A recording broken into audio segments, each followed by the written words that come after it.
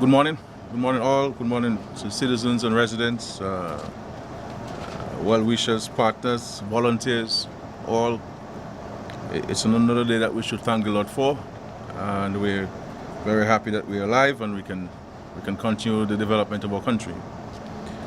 Today we'll be looking at agriculture and food security, and of course I will leave you in the capable hands of Dr. McIntyre, who will coordinate today's program. But just to say, as we've said many times since the hurricane, that agriculture is a critical component of our rebuilding efforts, and we need to ensure that we can start producing food and make food available not only to our domestic markets but also to our export markets in the region. A large part of our country depend on agriculture for their livelihoods, for their sustenance, for the income, and we need to ensure that all people can go back to work the quickest possible time. As the country knows, we've had a loan facility at the Aid Bank targeting farmers and fisher folk. We shall be reviewing that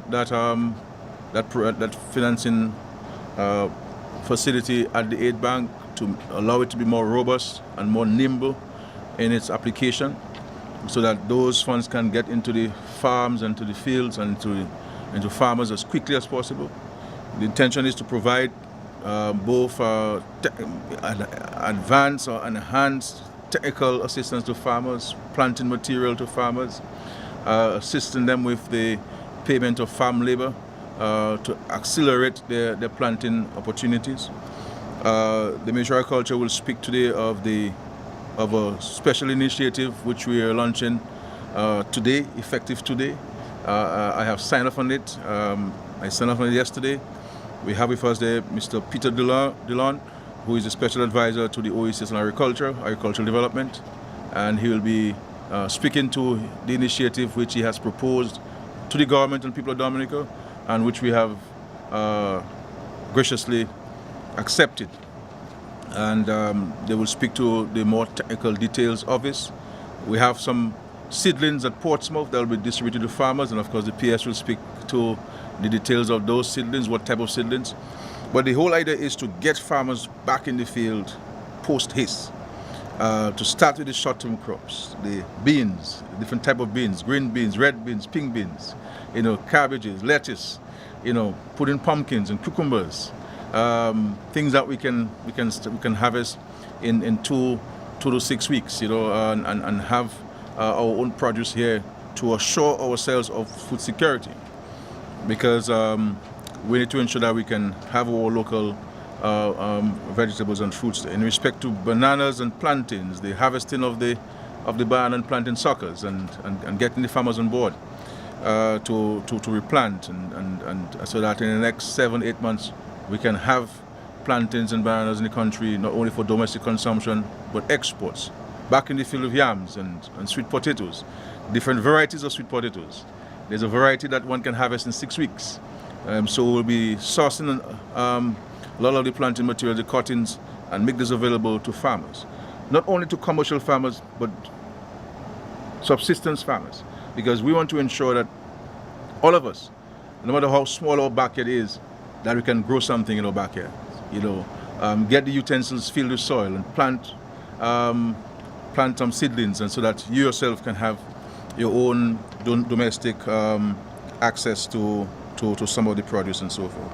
We are in discussions with FAO, the CARICOM, the OECS, the European Union, and all of our regional partners, CARDI and others, and the hope is that very soon we shall convene a stakeholders consultation with all our partners around the table, specifically targeting agriculture and livestock and fisheries, and to see how we can work together with these regional and international agencies to assist us with implementing our strategy towards addressing our food security and agricultural production in our country.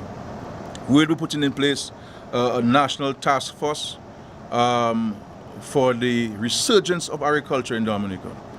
And that national task force will have membership beyond our boundaries. So it is called national, but there'll be membership from the various agencies, the OECS and CARICOM represented on this task force, to monitor, to assess the implementation of the strategy, where the gaps are, where we need to fill the gaps, where we're falling short, where we need to improve, and so forth.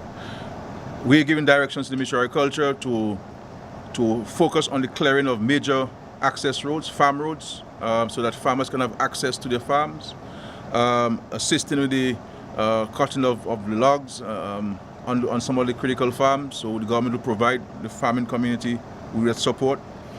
We'll also look at providing support to the farmers and transporting their produce to the pack houses where they need that particular support. We'll be giving instructions to Ministry of Agriculture to get the abattoir back in operation as soon as possible, speak to the poultry farmers, speak to the pork farmers, what support do you need? Let us import birds into the country, let's import feed into the country, let us help the construction of the infrastructure with farmers, with some of the funds that we have at the aid bank, so that we can get broilers into the country and have meat in the next couple of months, and certainly start back our egg program, because we have not been importing eggs in this country for many years, more than 25 years, and we need to advise ourselves and be advised what actions we need to take to get us to that point, because it will take the birds for 25 weeks before, I've been advised, before they start producing eggs, and therefore when does that 25-week start? And we need to start today, and to meet the poultry farmers, so that we can have an idea as to what kind of investments you need in this particular subsector to get it going. So we want, and now that the land is clear, there's no more clearing to it, simply just to harvest some of the planting material and plant back. Dashing and so forth in all of the communities in Bells and in the east. We need to get these things going. So agriculture for us, food security for us, is priority number one. And we will be articulating further some of the more specific interventions and the more specific support which we provide to the farmers across the country. Both those who were existing farmers before and those who would like to get into agriculture now. And even from myself, from a personal note, I have started harvesting my own planting and banana suckers and replanting, and have guys clearing for me.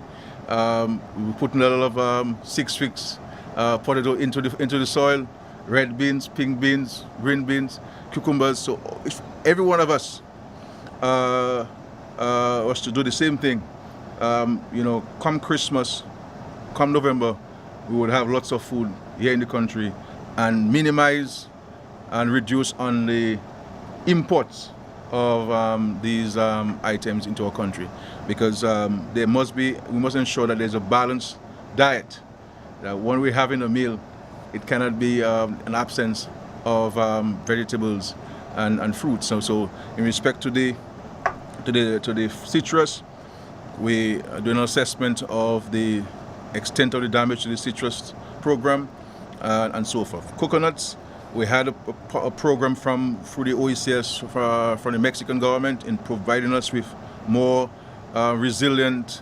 coconut seedlings.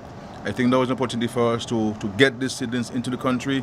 That some of them that are more susceptible to the red palm disease and the yellowing of the plants. So there are a number of very exciting initiatives that we have been studying and we're looking at, and we're well on our way towards having those things practicalize themselves on the fields in Dominica. But from the government standpoint, with the little resources that we have, we're prepared to provide the support to the farming community, so we can move as quickly as possible. With these few words, I will leave you in the most capable hands, or the more capable hands of Dr. McIntyre this morning. Thank you very much. Thank you very much, and let me again greet everyone. We have with us here in Dominica the current chairman of the OECS authority, the Prime Minister of St. Lucia, Honorable Alan Chastanet, and also we have with him two of his senior ministers, the Minister for Education and the Minister for Economic Planning, here with us, and of course the Director General of the OECS Commission, and also Ambassador Gregoire and other delegation members from the St. Lucian delegation. It is just about 2 weeks and a half or thereabout, I accompanied the chairman to all of the islands affected by Hurricane Irma. So we traveled to Anguilla, to the British Virgin Islands, St. Kitts, and also Barbuda. We went to Antigua to speak with the authorities there. But who would have known that he would have been visiting me or visiting Dominica? And that is the harsh reality of the situation. And as I've always said to the people, today is this person's, tomorrow could be ours. But what this has shown is it has really demonstrated and exposed the true solidarity which exists in the OECS. Every single OECS government, every single OECS citizen, institution has been of exceptional support. They have been volunteering the support to us, and without them, we would not have made much progress in our response to this mammoth task of responding to this hurricane. I will not be long. I would like to invite to say a few words the Director General of the OECS Commission, Dr. Didicus Jules, who is well known here in Dominica, to speak to us on some of the initiatives which the OECS Commission has been working on since Maria. Thank you.